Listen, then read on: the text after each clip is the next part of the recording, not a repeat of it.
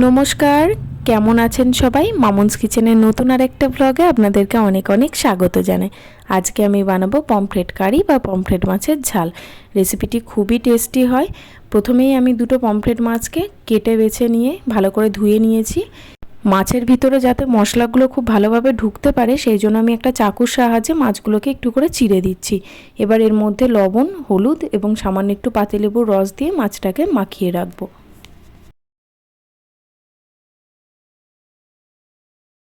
Pomfret মাছের এই রেসিপিটি খুব অল্প উপকরণে এবং অল্প সময়ে তৈরি হয়ে যায় এবং খেতেও হয় ভীষণ ভালো। আপনারা বাড়িতে অবশ্যই এটা ট্রাই করে দেখবেন। আর যদি রেসিপিটা ভালো লেগে থাকে আমার ভিডিওটিতে একটি লাইক করতে ভুলবেন না এবং আমার চ্যানেলে যদি নতুন হয়ে থাকেন প্লিজ চ্যানেলটা সাবস্ক্রাইব করে পাশে থাকবেন। তো চলুন এবার একটা মশলা বানিয়ে নিই। একটা মিক্সিং জারের মধ্যে একটা ছোটো সাইজের টমেটোকে টুকরো করে নিয়েছি, একটা ছোটো সাইজের পেঁয়াজ, 1.5 ইঞ্চি সাইজের একটা আদা, 7-8 কোয়া মতো রসুন, হাফ চা চামচ জিরে গুঁড়ো এবং আমি ঝালের জন্য এখানে 3টে কাঁচা লঙ্কা নিয়েছি। ঝালটা আপনারা যেমন খান সেরকম পরিমাপ অনুযায়ী দেবেন। আর একটু জল দিয়ে মশলাটার পেস্ট বানিয়ে নিচ্ছি। পেস্ট করা হয়ে গেছে। এবার গ্যাসে একটা কড়াই বসিয়ে দিলাম। এর মধ্যে বেশ খানিকটা পরিমাণে আমি সর্ষের তেল দিয়ে দিলাম। তেলটা গরম হয়ে গেলে মাছ দুটোকে দিয়ে ভালোভাবে ভেজে নেব।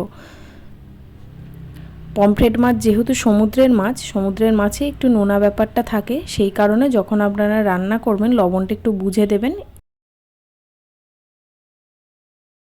মাছগুলোর একটা সাইড ভাজা হয়ে গেছে, একটু উল্টে দিয়ে অপর সাইডটাও বেশ 2-3 মিনিট ধরে ভেজে নেব। এর মাছটাকে একটু ভালো করেই ভাজতে হবে। মাছটা ভাজা হয়ে গেছে, এবার তুলে রাখছি। তুলে রেখে এই তেলের মধ্যেই আমি হাফ চা চামচ কালো জিরে ফোড়নে দিয়ে দিচ্ছি। আর দিয়ে দেব তৈরি করে রাখা আগের থেকে যে মশলাটা করা ছিল সেই মশলার পেস্ট।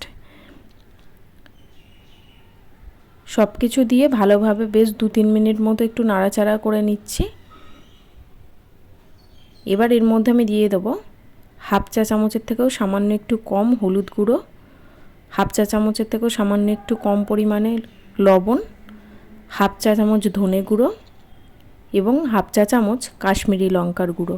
কাশ্মীরি লঙ্কাটা আপনারা অ্যাভয়েড করতে পারেন, আমি শুধু এটা কালারের জন্যই দিয়েছি, না দিলেও কোনো অসুবিধা নেই। সব কিছু দিয়ে ভালোভাবে মিশিয়ে নিচ্ছি। এবার আমি এর মধ্যে দিয়ে দিচ্ছি 1.5 টেবিল চামচ ফ্যাটানো টক দই। টক দইটা দিলে গ্রেভির টেস্টটা অনেক গুণ বেড়ে যায়। এবার এটাকে আরও কিছুক্ষণ নাড়াচাড়া করে মশলা থেকে তেলটা ছেড়ে আসলে এর মধ্যে আমি দিয়ে দিচ্ছি হাফ কাপ গরম জল। আপনারা এটা নর্মাল জলও ইউজ করতে পারেন, আমি গরম জল দিয়েছি। এবার গ্রেভিটা ফুটে উঠলে আমি এর মধ্যে মাছগুলোকে দিয়ে দিচ্ছি।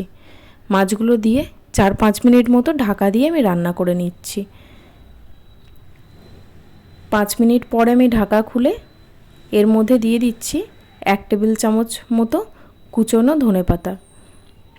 আর দিয়ে দেব সামান্য একটু পরিমাণে চিনি, খুব সামান্য পরিমাণে গরম মশলার গুঁড়ো এবং একটা চেরা কাঁচা লঙ্কা। ব্যাস, তাহলেই তৈরি হয়ে যাবে ঝাল ঝাল পমফ্রেট কারি বা পমফ্রেট মাছের ঝাল। আজকে এই পর্যন্তই, দেখা হবে নতুন কোনো রেসিপি নিয়ে। ততক্ষণ ভালো থাকবেন, সুস্থ থাকবেন।